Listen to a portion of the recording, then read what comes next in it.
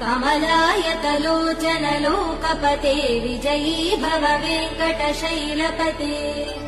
स चतुर्मुख षण्मुख पञ्चमुख प्रमुखाखिल दैवतमौलिमने शरणागत वत्सल सारनिधे परिपालय मां वृषशैलपते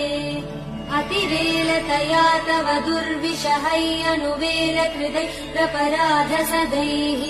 हरितं त्वरितं वृषशैलपते परया कृपया परिपाहि हरे